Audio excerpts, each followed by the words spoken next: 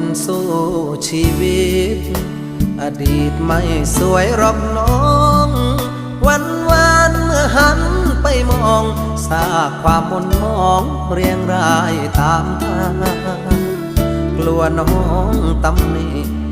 คนมีอดีตพัง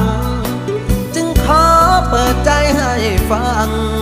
ก่อนปลูกความหวังครั้งใหม่เคยจีบใครไว้ก็กลายเป็นฝ่ายโดนทิ้งเสาะหาหนึ่งใจรักจริงก็เที่ยวถูกยิงใจดำทำลายกว่าจะพบคนดีใจพี่เลยผ่านการใช้รอยช้ำจากใครต่อใครป้ายหัวใจให้มีสีมงคล